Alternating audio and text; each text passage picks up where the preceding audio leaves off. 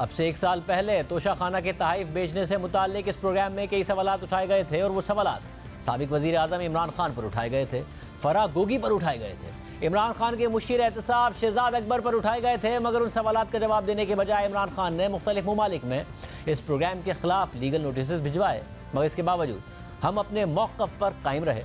बरतानिया में जियो न्यूज़ ने इस प्रोग्राम की तरफ से इमरान खान के लीगल नोटिस का जवाब दिया और दावा किया कि हमने तोशाखाना स्कैंडल की रिपोर्टिंग पर तमाम कानूनी तकाज़े पूरे किए हैं, तमाम सहाफ़ती तकाज़े भी पूरे किए हैं और तमाम इखलाकी तकाज़े भी पूरे किए हैं। अगर आप हमारे खिलाफ कार्रवाई आगे बढ़ाते हैं तो हमारी तरफ से उसका मजबूती से दिफा किया जाएगा। लेकिन हमारे जवाब के बाद इमरान खान और उनकी कानूनी टीम ने खामोशी इख्तियार कर ली है। इमरान खान कानूनी तौर पर आगे बढ़ने के बजाय अपनी तकरीरों में अपने सपोर्टर्स को, अवाम को यकीन दिलाते रहे कि वो कानूनी चाराजोई कर रहे हैं। और इस वाक़े के 1 साल गुजरने के बाद ये साबित हो गया है कि तोशाखाना केस की रिपोर्टिंग से मुताल्लिक हमारा मौक़िफ़ और तरीक़ाकार दुरुस्त था और इमरान खान के इल्ज़ामात गलत और बेबुनियाद थे। 1 साल पहले हमारे प्रोग्राम में दुबई में मुक़ीम पाकिस्तानी बिजनेसमैन उमर फारूक ज़हूर ने दावा किया था कि इमरान खान को सऊदी वली अहद की तरफ से तोहफे में दी गई कीमती घड़ी का सेट उनके पास है, जो उन्होंने मुबैना तौर पर इमरान खान के मुशीर एहतसाब शहजाद अकबर के कहने पर दुबई में फराह गोगी से खरीद लिया था। और इमरान खान ने उस प्रोग्राम के बाद हम पर बरतानिया और मुत्तहिदा अरब अमारात में हट जाने का दावा कर दिया था। खुद इमरान खान ने 16 नवंबर 2022 को ट्वीट किया था कि बस बहुत हो गया। कल जियो और खानजादा ने सरपरस्तों की मदद से एक मशहूर ज़माना धोखेबाज और आलमी सतह पर मतलूब मुजरिम की तराशी गई बेबुनियाद कहानी के जरिए मुझ पर बहुतान तराशी की।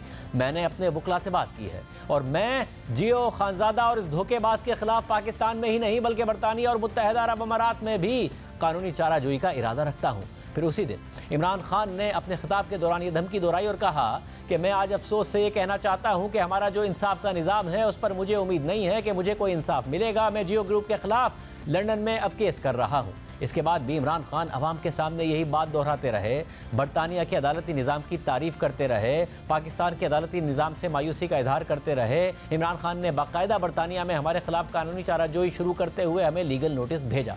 लेकिन हमने न सिर्फ उस नोटिस का जवाब दिया बल्कि कानूनी तौर पर अपनी पोजीशन वाज़ेह की और बताया कि हमने जो भी रिपोर्टिंग की है वो सहाफ़ती उसूलों और इखलाकी दायरा कार में रह कर की है। हमारे प्रोग्राम में एक साबिक वज़ीर आज़म पर जो इल्ज़ामात लगे थे उसके पीछे एक पूरी कहानी थी और वो कहानी इस इर्द गिर्द घूमती थी कि तोशाखाना स्कैंडल से मुबैना तौर पर इमरान खान समेत उनके करीबी लोगों ने फ़ायदा उठाया था और मुबैना तौर पर इसमें वज़ीर आज़म इमरान खान का दफ्तर मुलव्विस था। और इस पूरी कहानी को रिपोर्ट करने से मुताल्लिक हमने ना सिर्फ दूसरी तरफ का मौक़िफ़ अपने प्रोग्राम में रखा था बल्कि उन इल्ज़ामात के जवाब के लिए मुसलसल इमरान खान समेत उनके करीबी लोगों से रब्ता किया था। बार बार उन्हें प्रोग्राम में शिरकत की दावत भी दी थी, उन्हें सवालनामे भी भेजे थे। मगर इसके बावजूद इमरान खान ने हमें लीगल नोटिस भिजवाए। और सिर्फ यही नहीं, अब से ठीक 1 साल पहले 15 नवंबर 2022 को उमर फारूक ज़हूर ने हमारे प्रोग्राम के दौरान ही सऊदी अरब से इमरान खान को मिलने वाले कीमती तोहफे दिखा भी दिए थे, हमारे साथ तस्वीर और सर्टिफिकेट्स भी शेयर कर दिए थे और ये दावा किया था कि उन्होंने ये पूरा सेट मुबैना तौर पर बुशरा बीबी की दोस्त फराह गोगी से $20 लाख यानी उस वक्त पाकिस्तानी करेंसी में 28 करोड़ रुपए में खरीदा था और फराह गोगी के इसरार पर ही कैश में अदायगी की थी। उमर फारूक ज़हूर के दावे के बाद सियासी हलचल मच गई थी।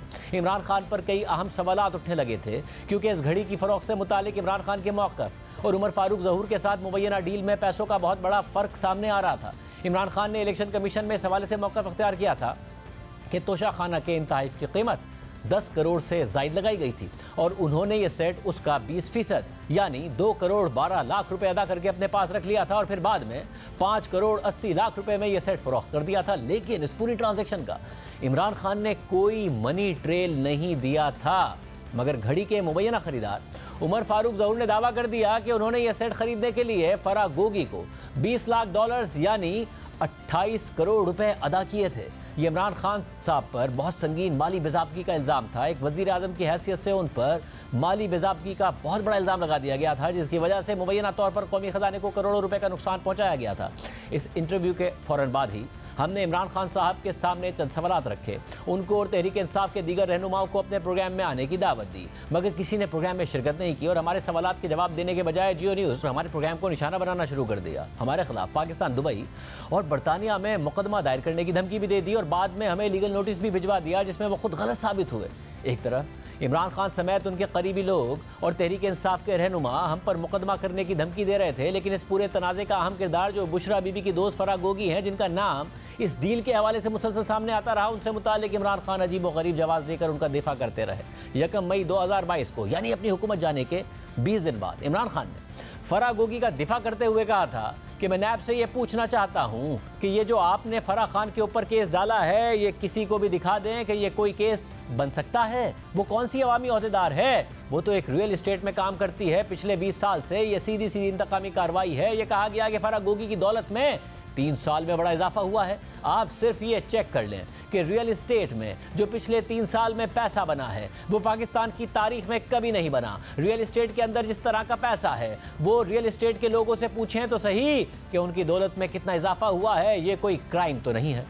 यानी इमरान खान फराह गोगी का दिफा करते रहे, खुद ये भी कहते रहे कि इस मुल्क का सबसे बड़ा माफिया रियल इस्टेट माफिया है, मगर जब फराह गोगी पर इल्ज़ाम लगा तो उनका दिफा करने में ये तावील देते रहे कि मेरी हुकूमत में तो रियल इस्टेट के लोगों की दौलत में बेपनाह इजाफा हुआ है, इसलिए फराह गोगी ने कोई गलत काम नहीं किया है, क्योंकि इसी तरह उनकी दौलत में इजाफा हुआ है। मगर इमरान खान हमारे खिलाफ कानूनी कार्रवाई करने की धमकी देते रहे। लेकिन इमरान खान ने जिस वक्त हमारे खिलाफ मुकदमा दायर करने की धमकी दी थी तो उस वक्त भी हमने उन्हें जवाब दिया था कि हम अपने मौक़िफ़ पर कायम हैं। इमरान खान जहाँ चाहें, जिस मुल्क में चाहें, जिस अदालत में चाहें, हम उनका सामना करने को तैयार हैं।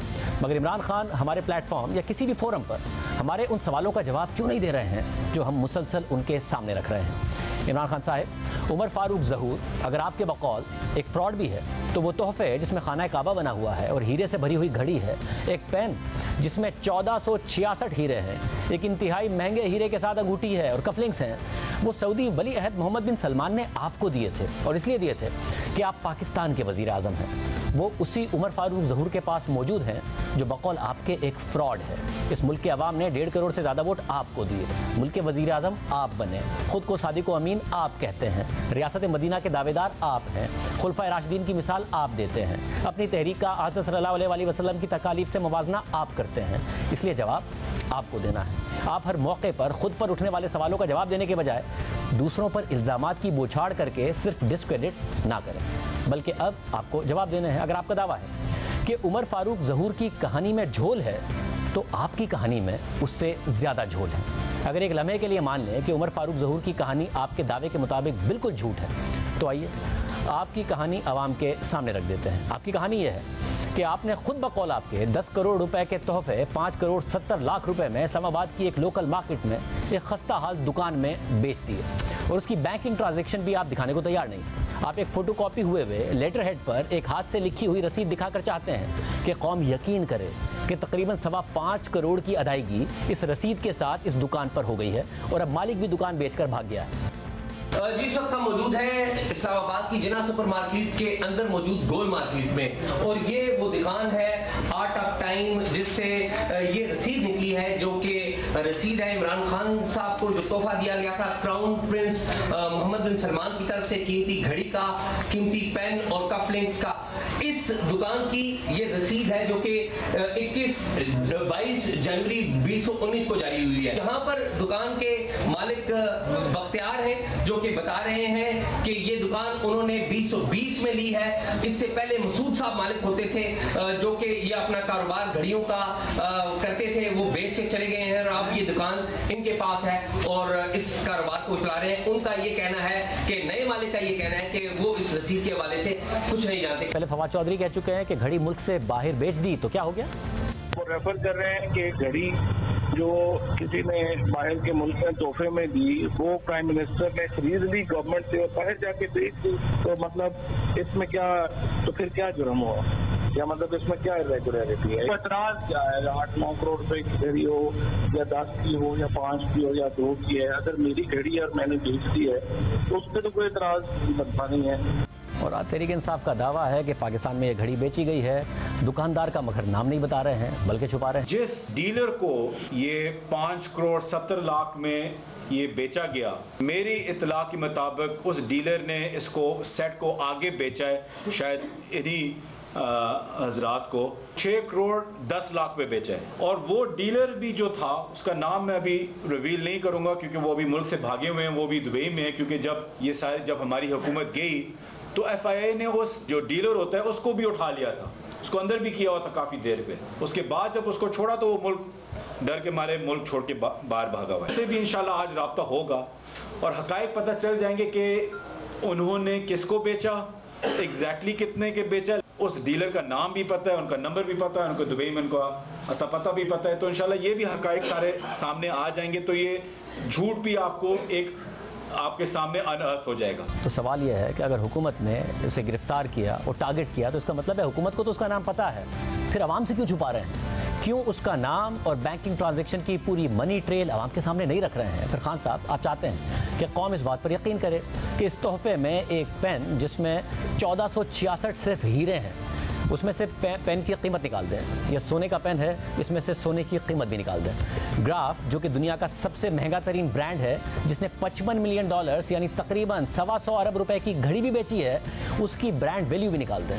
तो भी आपने 1466 हीरों के इस पेन की मालियत 15 लाख रुपए लगवाई और फिर 20% यानी 3 लाख रुपए में ये पेन खरीद लिया और 7.5 लाख रुपए में बेच दिया।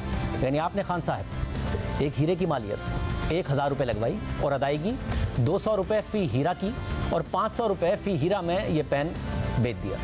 खान साहब, आपकी इस बात पर हंसा तो जा सकता है मगर यकीन नहीं किया जा सकता है, क्योंकि जिस मार्केट में आपके बकौल आपने 500 रुपये के हिसाब से एक कीमती तोहफा बेच दिया है, इस मार्केट में आप इतने पैसों में एक वक्त का खाना भी नहीं खा सकते हैं। और ग्राफ कंपनी तो दुनिया के बेहतरीन हीरो के लिए जानी जाती है। इसके अलावा खान साहब, आपको ये जवाब भी देना है कि तोशाखाना स्कैंडल आपके दौरे हुकूमत में ही सामने आ गया था, मगर आपने पूरी कोशिश की कि तफसीलात सामने ना आए और दोस्त ममालिक की नाराज़गी का बहाना बनाते रहे। और जिस सहाफ़ी ने यह स्कैंडल कवर किया उसके साथ क्या क्या हुआ वो अपनी कहानी बार बार बताता रहा है। उस सहाफ़ी और उसकी वालदा को धमकियाँ दी गई, 2 बार नौकरी से निकलवाया गया। जब वो अदालत गया तो अदालत के सामने बहाने बनाए गए। और सब आपको इसका भी जवाब देना है। ये वो सवाल हैं जिनकी वजाहत खुद इमरान खान साहब ने करनी है या उनके साथियों ने करनी है। आवाम उनके जवाब के मुंतज़िर है। लेकिन आज पूरा दिन गुजर गया मगर तहरीक इंसाफ की तरफ से इन सवालों का जवाब नहीं आया। तहरीक इंसाफ दावा करती रही कि पाकिस्तान में जिस दुकान के मालिक ने घड़ी खरीदी थी वो दुबई में मौजूद है। वो बाद में मंजर आम पर आकर खुद उनके हक़ में गवाही देगा और फिर वो दुकानदार मंजर आम पर भी आए, दुबई से ही मंजर आम पर आए। लेकिन उन्होंने क्या गवाही दी आप खुद देख लीजिए। जी, मेरा नाम मोहम्मद शफीक है। गोल मार्केट में शॉप है, जिना सुपर में 18 नंबर में शॉप थी, F7 में जिना सुपर मार्केट में। मैं ये बावर कराना चाह रहा हूँ कि ये मेरी स्टेटमेंट है। मेरे ख़िलाफ़ एक प्रोपेगेंडा चल रहा था मेरी शॉप के ख़िलाफ़ कि जी ये मैंने इमरान खान की घड़ी ख़रीदी है ग्राफ के नाम से। तो ना वो मेरा बिल है, ना मेरे साइन है, ना वो मेरी हैंड राइटिंग है। मैं बिल्कुल डिनाई करता हूँ कि ना मैंने वो वॉच ख़रीदी और ना मुझे इसका कुछ इल्म है। मेरा इससे कोई ताल्लुक़ ही नहीं है, ठीक है। और ये मेरा सियासी तौर पे जो नाम लिया जा रहा है बार बार, शफीक ने ख़रीदी, तो इस चीज़ को मैं बिल्कुल डिनाई करता हूँ। यानी तहरीक इंसाफ के तमाम दावे गलत साबित हो रहे थे मगर हमारे उठाए गए सवालात और नकात का कोई जवाब नहीं दिया गया। और फिर 2 हफ्ते बाद 30 नवंबर 2022 को फराह गोगी ने पाकिस्तान में हमें इस बात पर लीगल नोटिस भेजकर माफ़ी का मुतालबा किया था, क्योंकि हमने तोशाखाना के तहफ़ बेचने से मुतालिक उनके मुबैना किरदार का जिक्र किया था। और इस लीगल नोटिस के जवाब में 30 नवंबर को ही हमने फिर प्रोग्राम भी किया था और बताया था कि इस पूरे मामले पर किस तरीके से हमने अपनी सहाफ़ती जिम्मेदारी पूरी की है और हम इस लीगल नोटिस पर माफ़ी नहीं मांगेंगे और अपने मौक़िफ़ पर कायम रहेंगे। जैसे ही 15 नवंबर को उमर फारूक ज़हूर का ये इंटरव्यू ख़त्म हुआ, हमने सहाफ़ती जिम्मेदारियों की पासदारी करते हुए उमर फारूक ज़हूर के इल्ज़ामात पर शहजाद अकबर और फराह खान गोगी से मौक़िफ़ लेने के लिए फ़ौरी रब्ता किया और उसी दिन प्रोग्राम में उनकी शिरकत की दावत दी, मगर वो दोनों ही प्रोग्राम में नहीं आए। ताहम शहजाद अकबर ने ट्विटर पर उमर फारूक ज़हूर के इल्ज़ामात की तरदीद की। शहजाद अकबर का ट्विटर पर दिया गया मौक़िफ़ भी हमने अपने प्रोग्राम में चला दिया। इसके अलावा प्रोग्राम के अख्तिताम तक हम फराह खान गोगी का मौक़िफ़ लेने के लिए मुसलसल कोशिश करते रहे मगर वो नहीं आई। और फिर हमारे प्रोग्राम के बाद फराह खान गोगी ने एक रिपोर्टर को अपना मौक़िफ़ दिया जो जियो न्यूज़ पर मुसलसल चलाया गया। फिर अगले दिन दोबारा हमने फराह खान गोगी को प्रोग्राम में शिरकत की दावत दी मगर वो फिर नहीं आई। लेकिन उनके शौहर एहसन जमील गुज्जर अपनी अहलिया की तरफ से जवाब देने के लिए हमारे साथ इंटरव्यू के लिए प्रोग्राम में आए। हमने 16 नवंबर को इस तफसीली इंटरव्यू के दौरान एहसन जमील गुज्जर को अपनी अहलिया की तरफ से मौक़िफ़ देने और उमर फारूक ज़हूर के इल्ज़ामात पर जवाब देने के लिए पूरा वक्त दिया और उनका पूरा इंटरव्यू नाज़रीन के सामने रखा। जहाँ तक उमर फारूक ज़हूर के इस इल्ज़ाम का ताल्लुक है कि फराह खान गोगी ने अप्रैल 2019 में दुबई में आकर उन्हें ये तहाइफ फ़रोख्त किए थे, तो ऐसा नहीं है कि हमने उमर फारूक ज़हूर के इस इल्ज़ाम को नज़रअंदाज कर दिया था। हमने ख़ास तौर पर एहसन जमील गुज्जर के सामने ये सवाल रखा था और उन्हें अपनी पोजीशन वाज़े करने का मौका दिया था। हमने सवाल किया था कि उस वक्त 2019 में फराह खान कभी दुबई गई थी। तो एहसन जमील गुज्जर ने जवाब दिया कि दुबई तो हमारा आना जाना लगा रहता है, लेकिन आप कोई पर्टिकुलर डेट्स बताएं तो मैं चेक करके बता सकता हूं। तो हमने उनसे पूछा कि फराह खान साहिबा अप्रैल 2019 में दुबई गई थी, हम अभी इंतजार कर लेते हैं। अगर फराह खान साहिबा आपके साथ हैं तो उनसे पूछ लें कि क्या वो अप्रैल 2019 में दुबई गई थी। तो देखिए क्या जवाब दिया।